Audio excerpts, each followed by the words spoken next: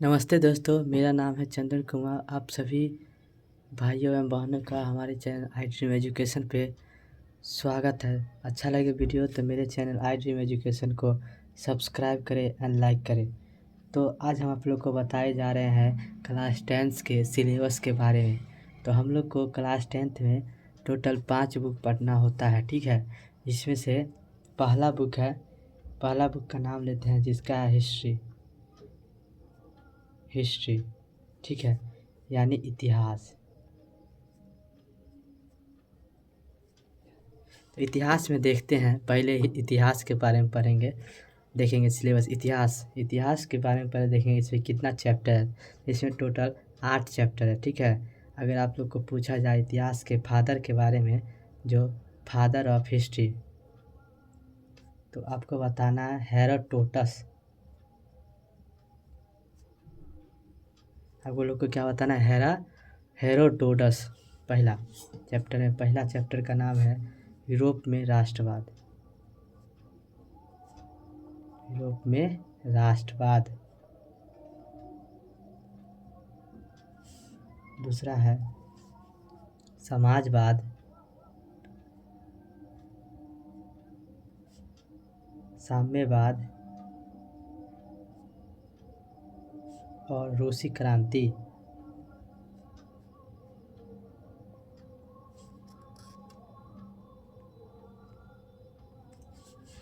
ठीक है, और आगे देखते हैं। और तीसरा का नाम है हिंद चीन में राष्ट्रवाद।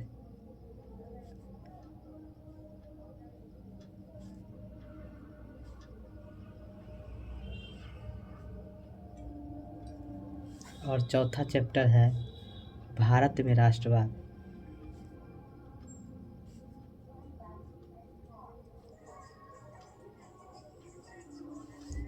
और पांचवा चैप्टर का नाम है औद्योगिक क्रांति। औद्योगिक क्रांति में हम लोग औद्योगिक क्रांति के बारे में पढ़ेंगे, मतलब कि कैसे कैसे मशीनी युग का शुरुआत हुआ, मानव श्रम के बदले मशीन काम करने लगा था। इसके बारे में हम इसी चैप्टर में पढ़ेंगे, किस तरह इसमें मानव श्रम के आवश्यकता कम पड़ने लगी और मशीन बहुत ज़्यादा मात्रा में काम करने लगा था। अगला चैप्टर का नाम है शहरीकरण। और सातवां है व्यापार और भूमंडलीकरण।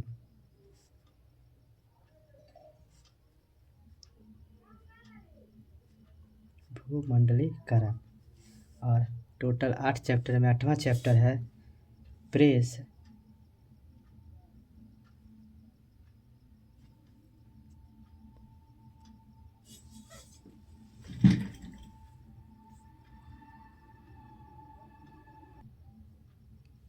अगला चैप्टर है प्रेस, संस्कृति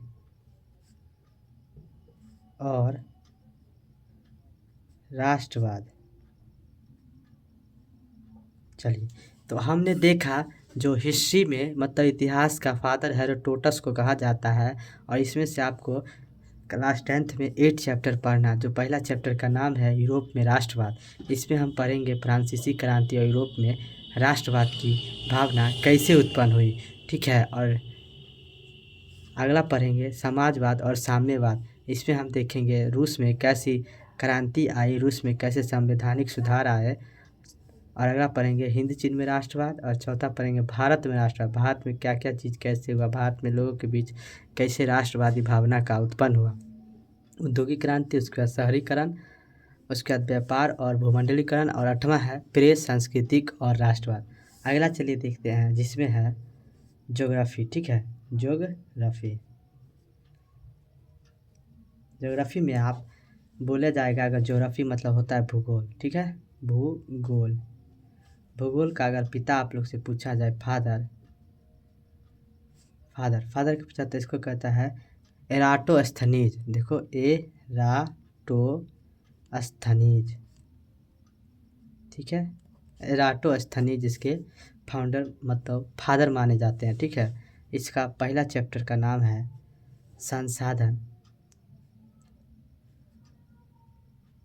संसाधन एवं उपयोग। दूसरा है कृषि। तीसरा है परिवहन, संचार, परिवहन, संचार एवं व्यापार। तीसरा का चौथा है निर्माण एवं उद्योग। पांचवा है बिहार। बिहार में कृषि एवं वन संसाधन। ठीक है, वन संसाधन। छठा है मानचित्र अध्ययन। तो आपने देखा भूगोल के फादर एरास्टोस्थनीज को कहा जाता है, जिसमें से अगर आप लोग 10वां के सिलेबस देखा जाए इसमें टोटल 6 चैप्टर में पहला चैप्टर का नाम है संसाधन एवं उपयोग। इसके 5 भाग है, इसमें 5 पार्ट है, जिसमें से 5 पार्ट में से पाँचों पार्ट आपको पढ़ना पड़ेगा। और दूसरा है कृषि, तीसरा है परिवहन एवं संचार एवं व्यापार, और चौथा है निर्माण एवं उद्योग, पाँचवा है कृषि। इसमें भी 5 पार्ट पढ़ा है, क ख ग घ अंग तक पढ़ना है, इसमें भी 5 भाग है। छठा है मानचित्र एवं अध्ययन। ठीक है, आप चलते हैं अगला, हिस्ट्री के बाद चलते हैं अगला।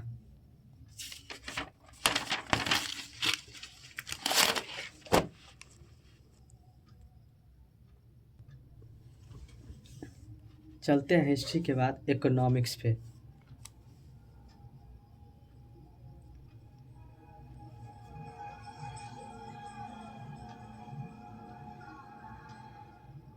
इकोनॉमिक्स यानी कि अर्थशास्त्र। अर्थशास्त्र, इसके पिता अगर बोला जाए, आप लोग को फादर के बारे में पूछा जाए, तो इसकी पिता एडम स्मिथ, एडम स्मिथ को माना जाता है। इसका अगर बात किए तो इसमें टोटल 7 चैप्टर है। कितना चैप्टर है? 7 चैप्टर है, जिसमें से पहला चैप्टर का नाम है अर्थव्यवस्था। अर्थव्यवस्था एवं इसके विकास। दूसरा बोला जाए तो विकास का इतिहास। ठीक है, विकास का इतिहास। दूसरा बोला गया तो दूसरा का नाम है राज्य एवं राष्ट्र की आय। अगर तीसरा बोला गया तो तीसरा है मुद्रा, बचत एवं साख। चौथा बोला जाएगा तो चौथा है हमारी वित्तीय संस्थाएं। पांचवा है रोजगार एवं सेवाएं। छठा है वैश्वीकरण।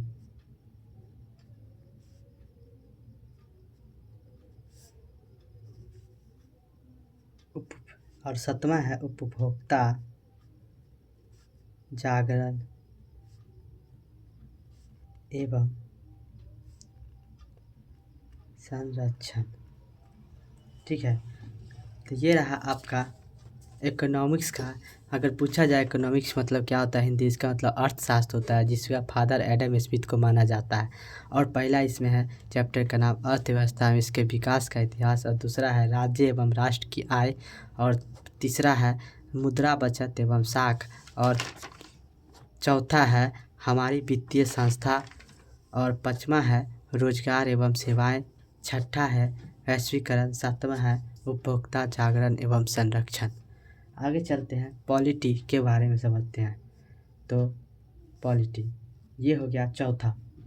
ये कौन है? ये था तीसरा, ये है चौथा बुक आपका पॉलिटी, मतलब कि राजनीतिक शास्त्र।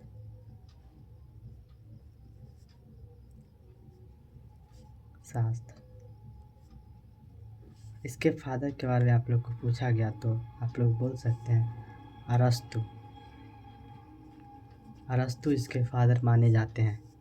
इसे टोटल 5 चैप्टर, कितना चैप्टर है? 5 चैप्टर। 5 चैप्टर में पहला चैप्टर है लोकतंत्र में सत्ता की साझेदारी।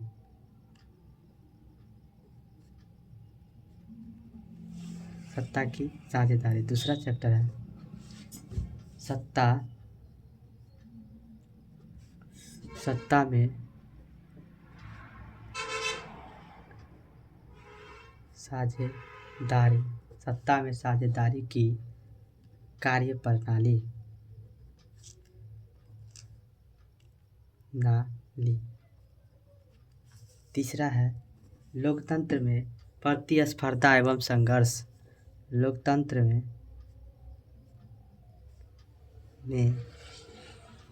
प्रतिस्पर्धा एवं संघर्ष। चौथा है लोकतंत्र की उपलब्धियां।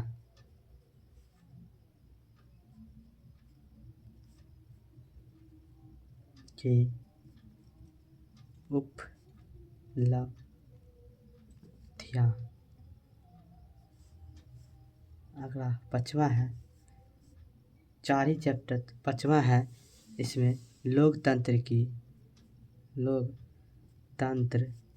की चुनौतियां।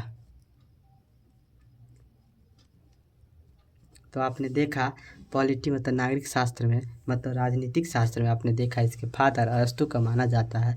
इससे पहला चैप्टर लोकतंत्र में सत्ता की साझेदारी, दूसरा चैप्टर सत्ता में साझेदारी की कार्यप्रणाली, और तीसरा चैप्टर है लोकतंत्र में प्रतिस्पर्धा एवं संघर्ष, और चौथा चैप्टर है लोकतंत्र की उपलब्धियाँ, और पाँचवा चैप्टर है लोकतंत्र की चुनौतियाँ। और इसमें 5वां बुक है जिसका नाम है डिजास्टर। डिजास्टर मतलब आपदा। आप लोग को ये टोटल 5 बुक पढ़ना है। कितना बुक पढ़ना है? टोटल आप लोग को ये 5 बुक पढ़ना है।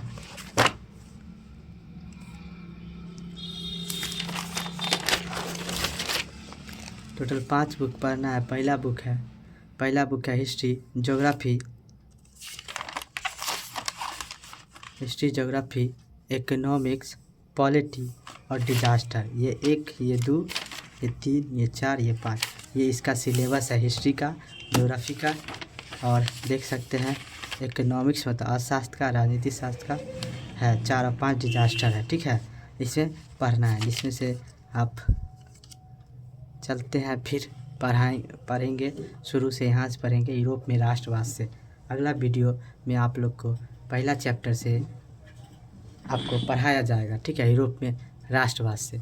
तो आप लोग को यह वीडियो अच्छा लगे तो हमारे चैनल iDream एजुकेशन को सब्सक्राइब करें एंड लाइक करें। नमस्कार, थैंक यू।